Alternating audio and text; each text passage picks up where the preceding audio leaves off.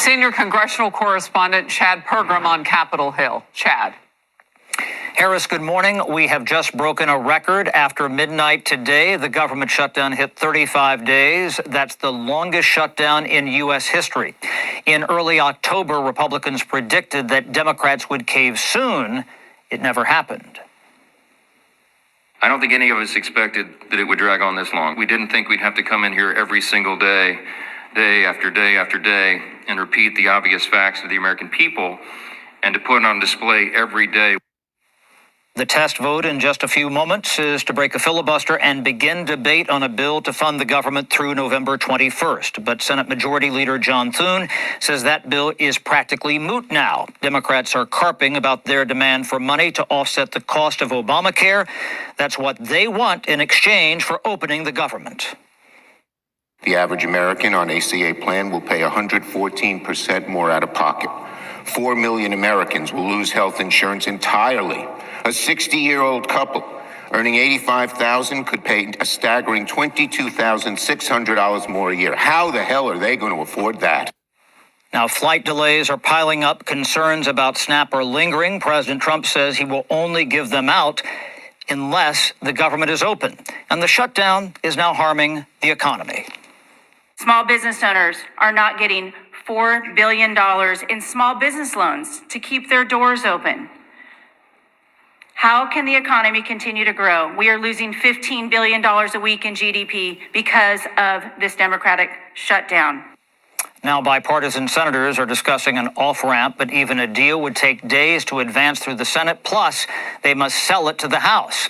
It's about the math, and it's unclear if there's a combination to unlock the shutdown box. My time is short with you. I know you all are working hard, so I don't want to miss an opportunity. What happens if you go past November 21st? Look, we can't go another week. The Democrats need to do the right thing and open back up the government. They know real people are paying the price, Harris. There is nowhere that I went across the state of Alabama where people didn't tell me a story about not being able to make ends meet, not being able to feed their family, not being able to pay their bills. So Democrats need to realize there are real consequences, detrimental consequences for hardworking Americans and Americans who need assistance because of their political games. So we have to open it up, and it needs to be now. Hello guys, David Vose here. What a beautiful day we've been having. It's getting late though at this point, and I'm trying to do a little video here to share something with you that's very important. You all know that there's this shutdown going on, and it's now the longest shutdown in history, I guess. I had some thoughts about this, and this is just a little speculation, a little information as well, to kind of share with you the parallels to this and some things that happened in history. So we're going to talk about Julius Caesar and what happened then and how that parallels what's going on now. I really believe that this shutdown probably is not going to come back on track anytime soon, although it might. I'm just speculating that this could be a particular tool that Trump is using. Now, I don't believe, as you guys know, that Trump's really running everything. He's the face of the financial barbarian empire, and they use both sides, Democrat and Republican, and it's just a theater. And I think they're wanting to shut this thing down as a tool to do some drastic changes that are coming. Very drastic changes. And I'll get into those drastic changes with you as we go along. We're talking changes like civil war. We're talking, I know you're like, what? Just because of a government shutdown? Well, you see, when there's no Congress for a long period of time, when there's no Senate, when there's no legislative body that's supposed to have some kind of power to not only make laws, but to distribute monies and companies and financial systems and food stamps and Social Security and all kinds of things. If Trump wanted to take power and become a dictator, which I don't think he ever would be, he's certainly going to be operating for some financial massive empire that's behind him. However, if they wanted to take control away from the American people, which they did a long time ago with the House and the Senate, being bought and paid for by the elite. However, that's been a sham, and we just, go along and we don't realize they're running everything. But to get something drastic, like a new world financial system or a new world order, they're going to need a collapse of some kind or some kind of a transfer of power. They're going to need some things to go down that the American people wouldn't want necessarily, wouldn't vote for.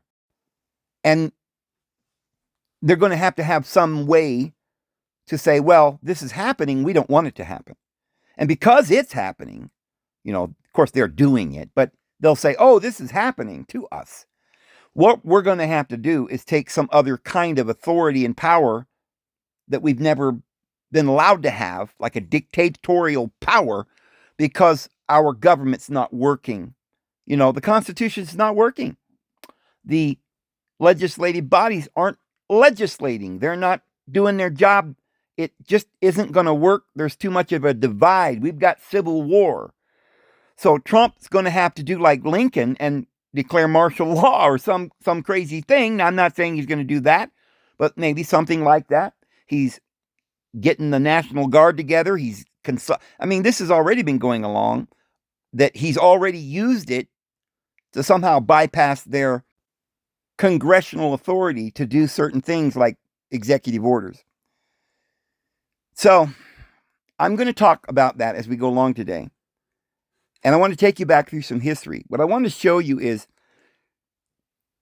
the power that's been in the world goes back to Enoch before the flood, back to Atlantis.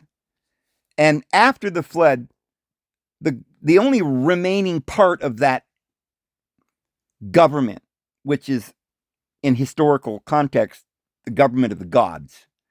In Egypt, they were gods. In Babylon, Sumerian, they call these individuals before the flood gods. We call them patriarchs, but nevertheless, the only remaining part of that after the flood was the Great Pyramid, and it was the tallest building for many, many, many centuries. We're going to trace that to show where the world power has gone, and we're going to trace it down to Donald Trump and these financial gurus. And this is going to give us a little idea of what might be going on, that it's all scripted, and that they are preparing to shift the powers that be and create a new world government, like the government of the phoenix rising up out of the ashes to reign 1,000 years on earth. But let's go back to ancient times. You guys probably have heard me say that the wedding at Cana in John chapter 2, there's a lot of things going on. There's a word called Galilee. It's sometimes Galilee of the nations, and sometimes there's the term in the New Testament of Cana of Galilee. Well, if you were to translate these words correctly, you would have the word Galilee, which is the circuit. The circuit that's being referred to, or of Galilee, it's not a country or territory. It's a circuit, and it's the circuit of the nations.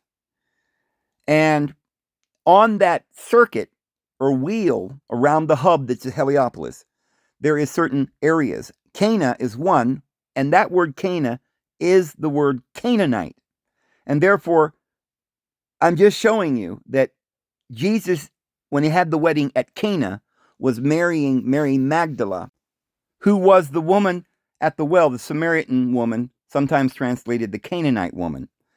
And it was a welding of these kingdoms, the northern and the southern kingdoms. We've talked about it in many of my videos. So there was a wedding there, and it was a wedding kind of like Solomon marrying Queen of Sheba. We've done a video on that recently. So let's go back and start from Cana, and I'm going to take you back to the Great Pyramid, and I'm going to show you what's been going on, and the great parallel will be there with Julius Caesar and the dictatorial powers that he got through a very similar thing that's going on here in this country which led to a literally revolutionizing of the world of that time. So let's go back a little bit.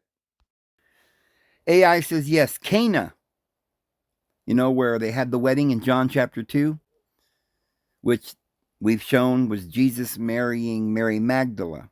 So Cana in the Bible is related to Canaan and the Canaanites through language and geographical context. The name Cana specifically referring to Cana of Galilee. And I've said many times Galilee means the circuit. And it was a specific circuit that went around the hub of the central geographical location of all continental land masses, which is Heliopolis. Heliopolis has always been the great city, the city of Ra, the city of the sun, the central government headquarters of the world in ancient times. That's where the Great Pyramid is. And as I've said before, wherever the tallest, biggest building is in the world, that's the one that rules the world. So in America, they had to build the Empire State Building to say they were the rulers of the world. At the time of George Washington,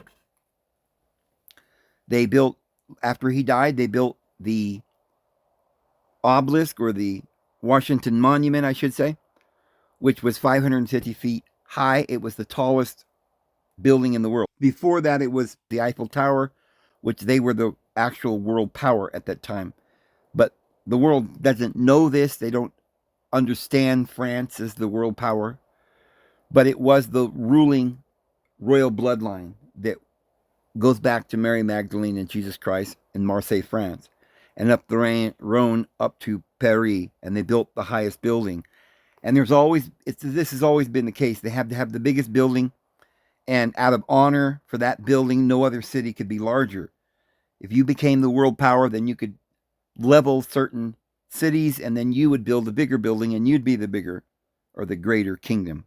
So when the Greeks took over Egypt, Alexander the Great, 300 BC, went to Heliopolis and leveled Heliopolis because it was the largest building in the world. So, timeline of the world's tallest structures. The Great Pyramid of Giza was 481 feet. It might have been a little taller than that because I don't think they know for sure because of the casings that was around the building. I heard it was about 500 feet originally with the capstone. That might not be exact because AI is disagreeing with me on that. But that was, before the flood, I believe, was there, going back to Enoch. Now, they say that the Great Pyramid was the tallest building for something like 2,800 years or something until, I think it was the Lincoln Cathedral that you see there that was 525 feet, which would make it about 25 or 40 to 25 feet higher, depending on what you believe. That was in 1311. And that is in England. And England was, from that point forward, the world power. However, there was 2 world powers before or more. So what about between England and the Great Pyramid? Well, no building was ever built bigger than the Great Pyramid until modern times, until England. Up until that point, no one dared build a building any bigger than the Great Pyramid because it was the government of the world. Everyone knows that. All the governments of the world followed. I mean, when Greece became a world power and defeated Egypt, because Alexander the Great went to Egypt and leveled Heliopolis. And there may have been a bigger temple there when they leveled it. So, but we're not sure. But then, right after Alexander the Great died, they built the lighthouse, which was called Pharos. And that was in Alexandria, Egypt, where they transferred the library under the Great Pyramid at Heliopolis, and they transferred it to Alexandria. Now, they built the tower at Alexandria, it had a statue of Zeus on the top, and the whole building was no more than 450 feet high, which means it's roughly 50 feet lower than the Great Pyramid. However, it was the tallest building in the world, except for the Great Pyramid. And it was built by Greeks, and that was in the area controlled by the Greek Empire. So Greece did have the highest building. It's just that you had to give the Great Pyramid that distinction of being the highest. Nobody could build anything higher for a long time, especially in the days of Greece or Rome, because they respected and they were all part of the Egyptian priesthood. The whole democracy and everything came from Egypt. So they honored Osiris. They honored Enoch, the pillar of Enoch, and they didn't build anything any higher. Now remember, if they're going to build the Pharos, or the lighthouse at Alexandria, 450 feet high, all they would have had to do is make a tower 50 feet or something, and they would have surpassed it. They knew what they were doing. They continued to respect that Great Pyramid, and that Great Pyramid was respected all the way until England. No one dared presume to dishonor Thoth, or, the gods. So, in reality, then, aside from the Great Pyramid, which no one dared to surpass until England, when Satan literally came up out of the bottomless pit, was conjured up in a seance with John Dee and Edward Kelly, and they made it the largest empire that ever existed in a blasphemous, whimsical, evil plot. So, starting then from Egypt, we have the Great Pyramid. Then Greece with the Pharos, which is the lighthouse at Alexandria. Then we go to Rome. Now, they're going to say, well, Rome didn't have a tower bigger. But there is information that Rome did build a tower that was either as high or higher than the one at Alexandria. There is evidence that Emperor Claudius at Odius in the port of Rome built a lighthouse like the one in Egypt that was as high or higher. So you can see that Rome was trying to outdo Greece because it took over the then known world, and therefore built a tower, or tried to build a tower that was a little higher. But after Rome, or the Holy Roman Empire, there were no more buildings until England. The only world power between Rome and England would be the Holy Roman Empire. Now, this is kind of weird and complicated, because after this is going along very smoothly, from the Great Pyramid to the Pharos, or the Great Lighthouse at Alexandria, then the Roman lighthouse in the port of Rome, which might have been slightly taller. And then we go all the way down to the Lincoln Cathedral, which is 526 feet high, the highest building in the world. But it's after that the Strasbourg Cathedral and St. Mary's Church, which are in Germany. And by the way, you're probably thinking, well, they're not as tall as the one in England, which is 525 feet. They're like 495 and 466.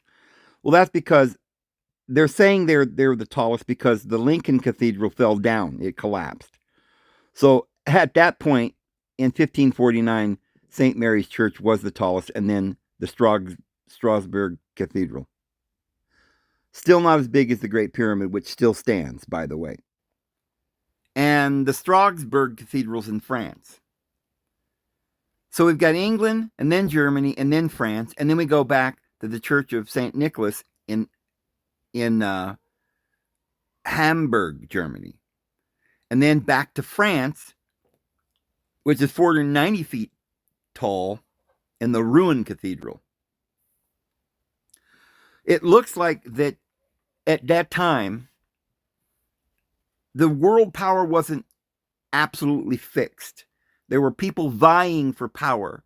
France was the world power in one sense because it had the ruling royal blood of Mary Magdalene and Jesus Christ, but they drove them out and they tried to make the Holy Roman Empire, which they did.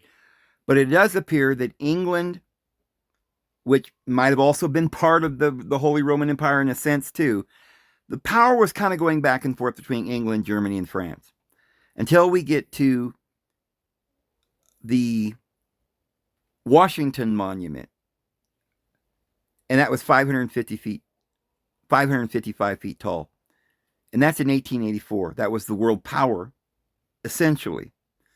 But interestingly enough, the Eiffel Tower is then built in France, back to France again. And this is in 1889. And it's twice as high. Everyone had some respect for France because of Jesus and Mary Magdalene. Then we get to the Chrysler Building. Now, so that's almost 1,000 feet, the Eiffel Tower.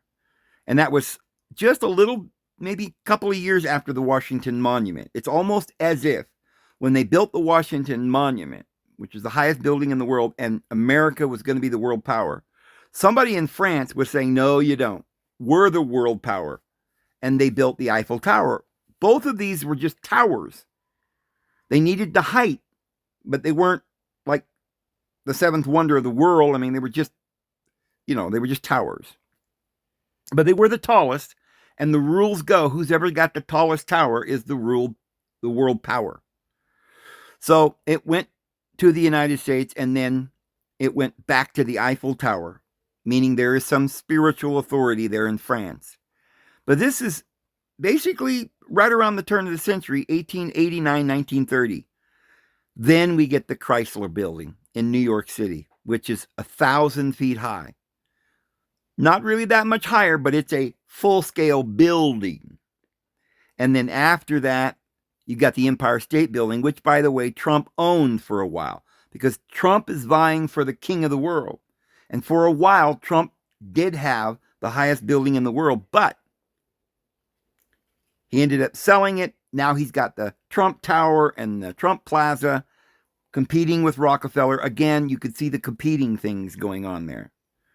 But somebody else is also competing for power, who owned the Chrysler Building that was the tallest building in the world until about 1931. Just a year before the Empire State Building. So who built the Chrysler Building? Well, the Chrysler Building was built for automotive titan Walter P. Chrysler, the founder of the Chrysler Corporation. He commissioned the project personally as a real estate investment for his children, not as the official headquarters for his company, which remained in Detroit. So, Mr. Chrysler is the owner, and says Walter P. Chrysler was highly successful industrialist, one of the wealthiest Americans of his time, but not the richest overall.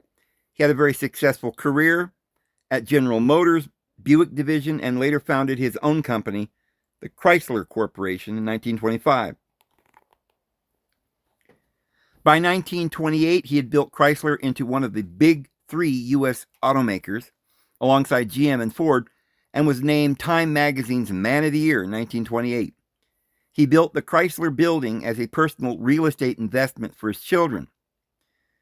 In short, while extremely wealthy, Walter Chrysler's fortune did not surpass that of contemporary like John D. Rockefeller or Henry Ford. Rockefeller. Well, now, we just talked about the Rockefeller Plaza, which is, again, one of the tallest buildings in the world, and Rockefeller was considered the richest man in the world at that time. And then we got Henry Ford. Henry Ford didn't build any buildings, but he wasn't the richest man in the world. Of course, Donald Trump then tries to top Rockefeller and buys the Empire State Building, which was at one time the tallest building. So you can see that Trump didn't quite have it. He wasn't the richest, he wasn't the biggest, he wasn't president yet, but he was competing with Rockefeller and Chrysler because Trump ends up building a bigger building it's something like 1,300 feet or something. It's really one of the tallest buildings in the world.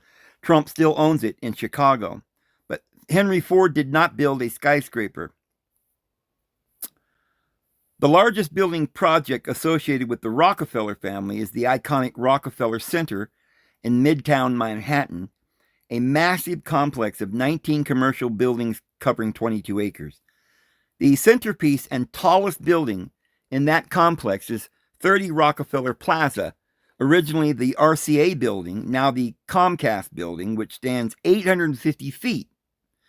John D. Rockefeller Jr., the son of the original oil magnate, was the main force and sole financer behind the construction of the original 14 Art Deco buildings in the 1930s, and the entire complex was considered the largest private building project ever undertaken at the time. Upon its completion in 1933, 30 Rockefeller Plaza was the third tallest building in the world, but not the tallest overall structure.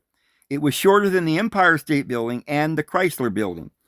So, again, Trump purchases the Empire State Building to outdo Rockefeller.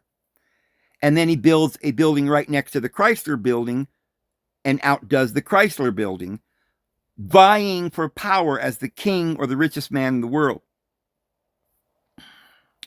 Then it says Donald Trump has developed a branded several buildings with the names Trump Plaza and Trump Tower. The two most prominent are Trump Tower in New York City and Trump International Hotel and Tower in Chicago. So it says that the Trump Tower in New York City, 58 stories, 664 feet high. Not that big. But the highest building that Donald Trump developed or owned is the Trump International Hotel and Tower in Chicago, 98 stories and 1,389 feet, including its spire. When it was completed in 2009, it was the second tallest building in the United States after the Sears Tower and the tallest residential building in North America. It remains the tallest building associated with his name. So that's Trump's highest building, which then became the second tallest building in the United States after the Sears Tower. You can see that Trump is competing with Rockefeller and the Sears Tower. Now, the Sears Tower, now it's called the Willis Tower, was owned by Sears and Roebuck Company. The building was completed in 1973, stood 1,450 feet tall, with 110 stories. It was the world's tallest building for nearly 25 years. And so it says, the decision to build the world's tallest building was a statement of his corporate dominance and success. So you see, when they build these tall towers, it's a statement to show they're dominating. Obviously, Trump has never been the chief guy, but in the last, 50 years, he's been competing for that spot. And he's sort of bumped off Rockefeller by making his Trump Plaza, which is taller. And then he tried to rival the Sears Tower. So something's going on there. Now, there are people today that own more things than Trump, more buildings or something.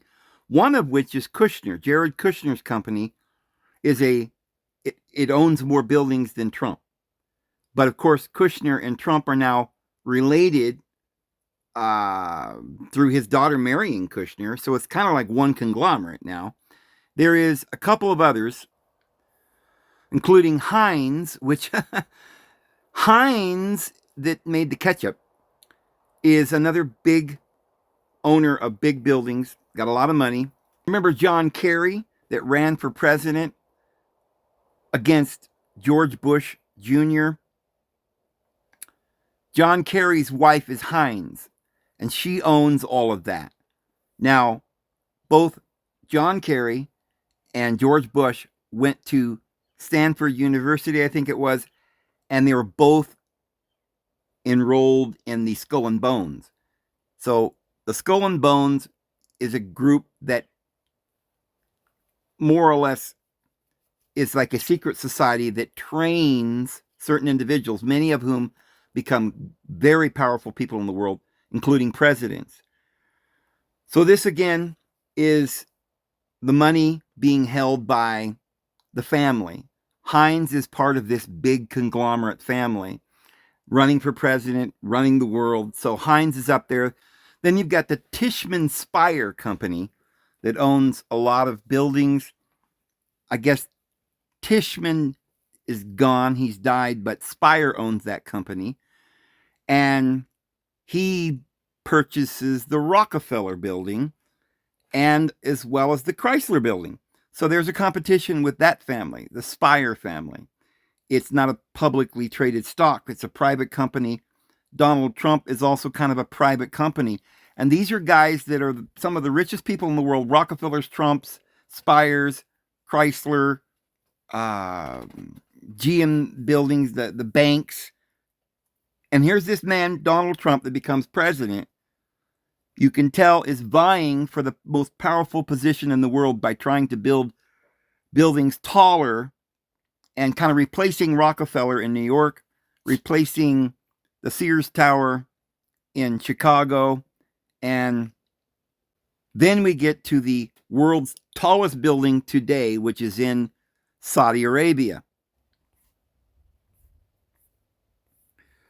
So at the present time in our day, the Burj Khalifa in Dubai, the United Arab Emirates, is the tallest building in the world.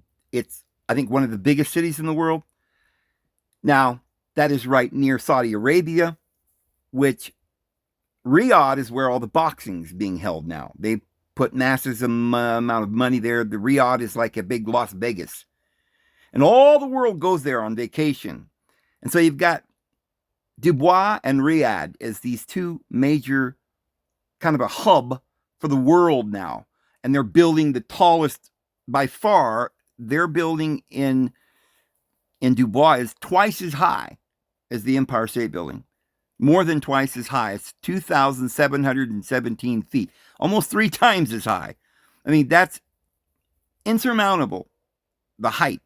It seems like no one man owns everything at the moment.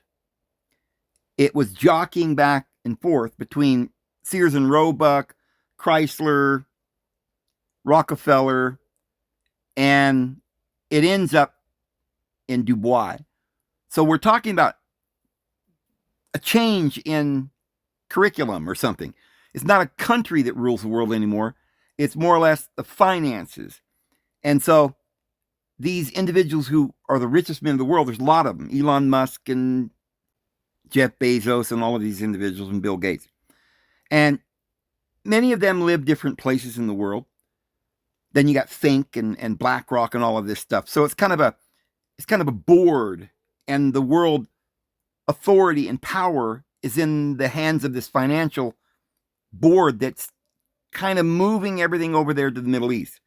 I suspect, though, if the world was to go on and Christ did not return, which that is not going to happen, but I think their plans are that once this is all over and they make Israel the world capital, perhaps, Trump and Jared Kushner, being two of the big guys, probably are going to go in there and rebuild Gaza as a big resort. And the Bible says the Antichrist will build a palace, a palatial building, his palatial building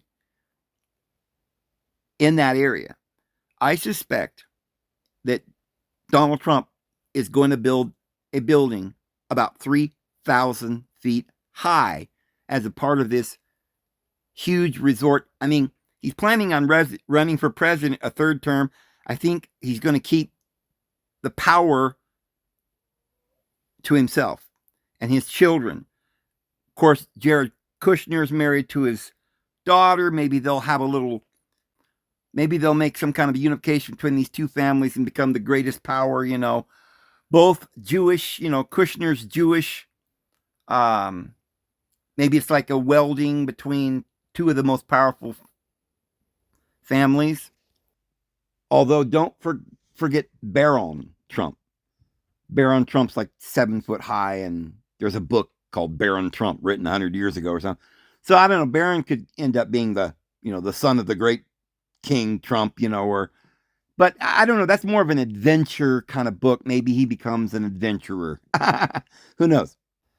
But remember, all these other guys in the last, 100 years or whatever, building these buildings like Rockefellers and Sears and Chrysler and all of these guys are probably all related to the Bavarian family as well. So probably all the way back to the cathedral in England that was the tallest. These are probably being financed by the Rockefellers or something of that time. So we know who's been running the world for all this time. But now, here's something to think about. You know how we've been having this government shutdown for I don't know how long. Seems like months. I don't know how long it's been going on. But I do know, and I don't even follow it that much, but what I did hear is that because of the government shutdown, there's a lot of things not running. One of the things is food stamps. People aren't going to get food stamps. And people are up in arms about that. So both sides, neither side will budge. But as you guys know, I believe in the Hegelian dialectic. I think that both sides, Democrat, Republican, communist, capitalist, whatever, everybody, the two sides to everything is being run by the one power that rules the earth. And they're using the pendulum to go back and forth, and they cause problems, and the other side comes up and fixes problems in a strange, crazy, extreme way, because half the country gets so tired of one side that they allow the other side to do extreme things, and then the other side comes back and does extreme things. And this has been a way that they've been going for a long time to get major things pushed in a way that Americans would never have wanted. But we saw executive orders being used all the way back, I think with Obama especially. Bush did a little bit. Then Obama was crazy and everybody's like, oh my goodness, he's a dictator. Well, Trump has been doing this extensively. And I believe that both sides, Democrat and Republican, are using the government shutdown to do an extreme amount of reorganizing the country and I think the world. Going to war unilaterally and stuff without Congress and stuff's been going on a while, but it's taking on a new meaning. And with Trump going in and challenging places like Newsom in California with the National Guard, Chicago, and different places, something's boiling up to the surface here. I asked AI about the comparisons of Donald Trump with Julius Caesar, because Julius Caesar did some things that Trump is doing. But in my opinion, Julius Caesar was doing it for the people. Literally, the people loved Julius Caesar. He wanted to stop the Senate, the government Senate there in Rome from doing things against the will of the people. They were, Julius Caesar would go and have a war with another country, conquer them, take back to Rome all the booty that they were supposed to be divvying up to the people, right? It's not the elite power that gets all this money. It was supposed to be for Rome, and it should be more money in the coffers to build more libraries and roads and, schools and whatever else that the people of Rome may have needed, like food stamps or whatever. But the Senate were very powerful, wealthy men, just like today, and they wanted that money. It was like being funneled into their pockets. So, and a little bit like Hitler, who said, "Give me 4 years, and I'll relinquish my power, but I want to save and make Germany great again," right? So Julius Caesar said, "Look, I'm going to be dictator, but only until I clean up all the problems." So look at what AI says. Julius Caesar comparison. The comparison between Donald Trump and Julius Caesar has been made frequently in political commentary, with some analysts seeing parallels in their shared pursuits of power and willingness to challenge established democratic norms and institutions. Caesar's actions involved military might, crossing the Rubicon in an act of civil war, and eventually being declared dictator for life, which fundamentally dismantled the Roman Republic. I honestly believe that something like this is going on with Trump. I honestly think that it's a plot of these financial magnates at the top in BlackRock, J.D. Vance, the whole thing that we've been watching. I just don't believe that, even if this were true, what I'm saying, which I think it is, and if people find out this is what's happening, they will say, oh, Trump, the master, he made the Senate buckle and he took over the country and gave it back to the people. And, well, probably not after the world empire becomes Israel or something, after they destroy Israel. Jerusalem will be bombed and they'll rebuild it back greater. And Trump and Jared Kushner will rebuild Gaza into a resort. And there'll be a 3,000-foot Trump Tower over there. But with his statue and a gold statue, and everybody will worship it. Something like that. But this is what the powers that be want. Because Trump's the Antichrist. Guarantee it. And he's going to take over the world. But it's not going to be just for himself. He is the head of the council of these Bavarian Illuminati idiots that are the most evil spawn of Satan that you probably could never even imagine. I don't think that most of you realize the evil that these individuals are doing. It's just been reported by Catherine Fitz or something, who worked for Bush or whatever. She was talking about how there was $21 trillion that was missing from our, government coffers. And according to her, because she worked for Trump and she knows all this information, she saw the files or whatever. She says they built a web of underground cities for the elite to survive this coming cataclysm, which is, I think, a man-made cataclysm that they're preparing to do a reset, and billions of people will be gone in world war, famine, pestilence, and things that they're going to be creating. A market crash could cause more famine, more things. It's all orchestrated theater. But they're going to bring this about. And when they're all done, they hope, their plan is to have less than 1 billion people out of the 8 billion that we've got. And start over with them ruling, and those who believe like them will be allowed to, will survive or something in their mind. The ones who go down in the underground cities. She says that there are roads and transportation routes down there that are far better than our transportation on the top side of Earth. So all these cities going even out under the sea, she says they have hospitals, they have theaters, they have groceries and roads and parks, and they even have prisons down there. And they're going to live down there and escape the cataclysm that they're making, or that they believe is coming. So there's that, $21 trillion. But I believe that J.D. Vance, working for BlackRock, which is the Fink or the Finkelstein or the Bavarian Illuminati, they've chosen certain individuals, like Bill Gates was going to run the software, the Goggle brothers run the Goggle company or whatever, and the Bezos and the Elon Musks and so forth.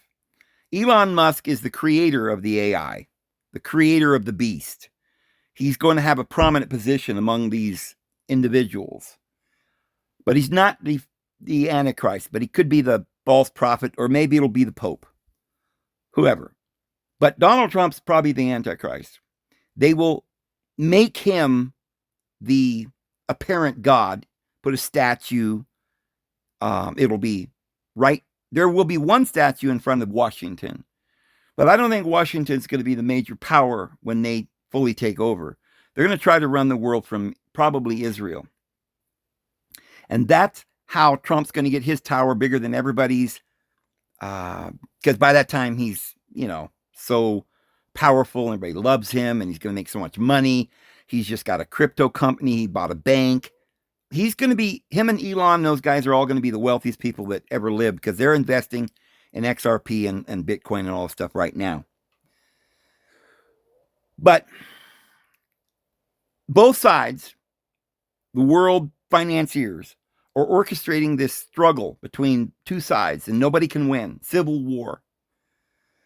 During this time, there's going to be an apparent war.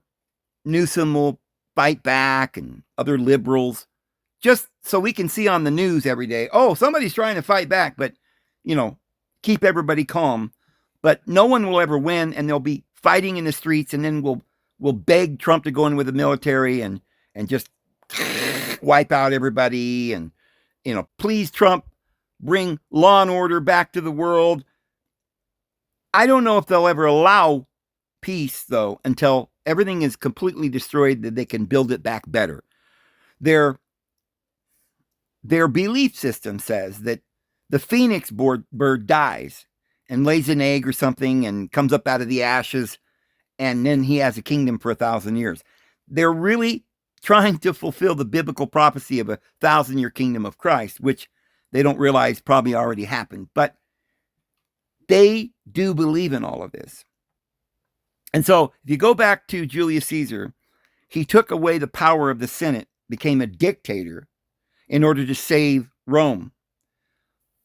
That is not considered a bad thing in history. Everybody loves Julius Caesar, who's one of the greatest men that ever lived, or kings, or, whatever. And by the way, these individuals like Alexander the Great and Julius Caesar were generals in the army. They were the first guy that led the army. So was Washington. He was the general of this army. And so usually generals that become presidents become gods. Well, there's another word in the Bible that is a title for the 12 that Jesus chose. We call them apostles. Apostle is a Greek word. Do you know what that word meant in Greek? We're always told it just means a messenger or something like an ambassador. Well, it is an ambassador, but it's not just an ambassador. It is the word in our English today that would most closely resemble that word. It is admiral. You say, admiral? What's that, Dave? Well, an admiral is the highest position in the Navy. So in the armies, it's a general, and they took over land. But Jesus was making a universal, worldwide government, starting from where he was at Heliopolis, which is where, as you guys know who watch my videos, that Jesus and John were at Heliopolis in Egypt. It's where they were baptizing and so forth, and James. And the 72 that Jesus chose, which is the Sanhedrin, and the 12, were at Heliopolis. But when Jesus chose 12, he called them admirals or apostolios. In the Greek language and in the Roman language, apostolios meant admiral of the navy. You gave them a ship. You sent them across the sea to conquer a faraway land. They were the admiral, and they were the chief one that when they got there and conquered it, they became the king or the governor of that region for their government central king, which in that case would be Jesus. But let's say it was Julius Caesar who sent out admirals. They would conquer faraway lands and then make that a Roman state, and they would be the presiding governor over that. Now, the Spanish did that. People that were descendants of Mary Magdalene and Jesus Christ, they're in France, and then they were run out to Spain and Portugal and these places. They did this very thing. They sent individuals like Coronado, became governor of the area where he went. Columbus, now we've got the District of Columbia, which is because of Columbus.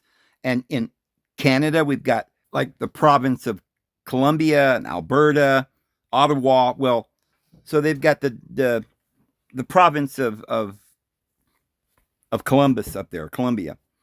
And then you've got Colombia, the country in South America. All of these were named after Columbus. And so this is how they would do. They would send their admirals.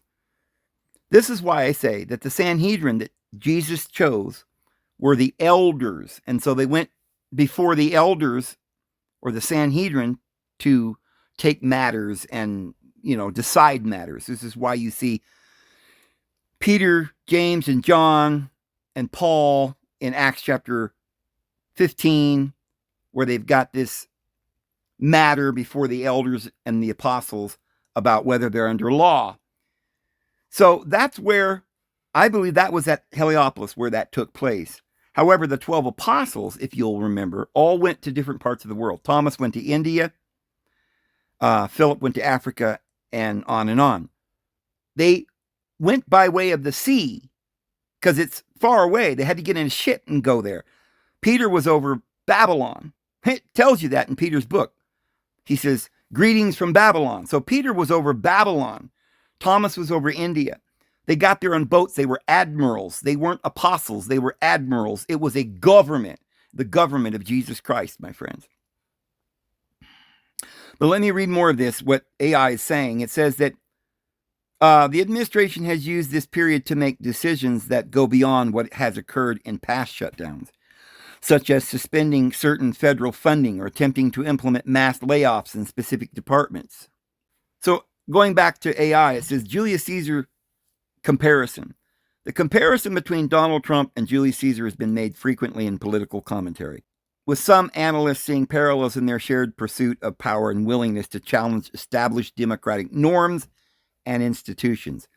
Caesar's actions involved military might, crossing the Rubicon in an act of civil war, and eventually being declared dictator for life, which fundamentally dismantled the Roman Republic.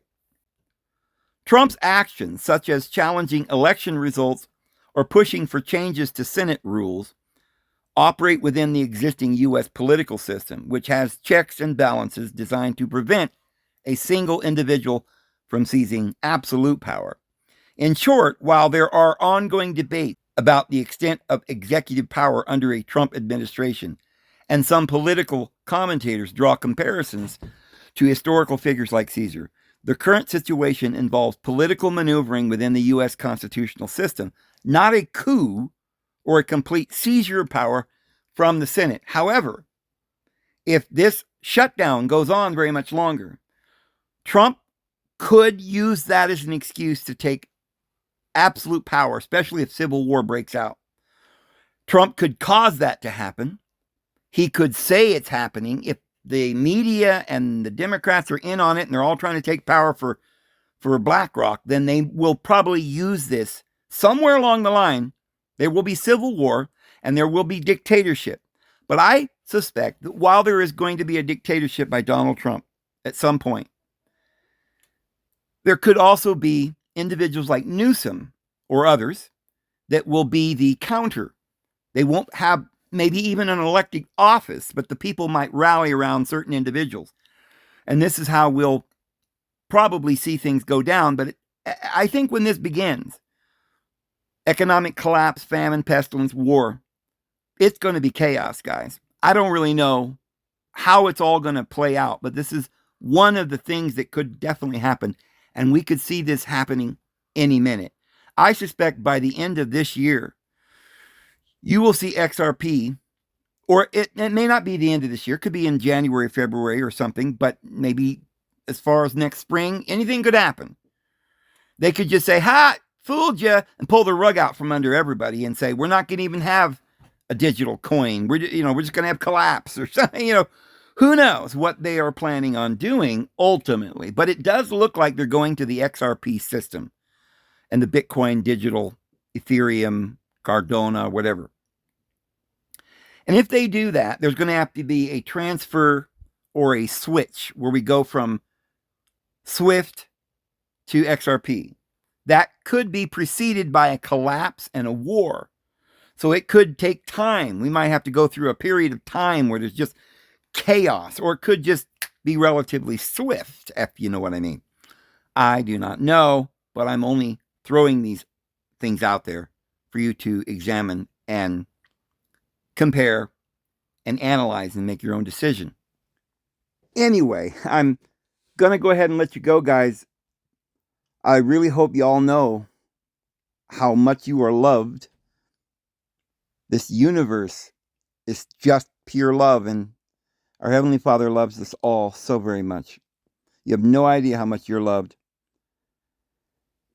And you have no idea, probably some of you may have some idea, but some of you may not have any idea just how easy it is if you'll just let go of all of this anger and hurt and pain just for a moment and just lift your head and or bow your head or whatever you think is, there's no ritual, but just cry out. Just earnestly ask the universe, our divine universe, our Heavenly Father and Divine Mother, that divine being that's in all, through all, and above all, that's that higher consciousness. It will answer you. It knows everything. And we dwell in that consciousness when we go to sleep and we dream, and we don't bring it all back because can't even comprehend the places and the things that we've seen, and the reality. But we're here in a classroom. And this is the only part that we remember here. We wake up in the morning and go right back at it. Same problems we had the day before. And the only reason for this class is just for us to learn to become like deities.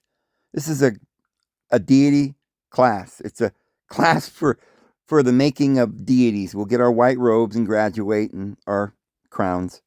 And it's we're all going to get that. And you just have to know the Lord loves you all.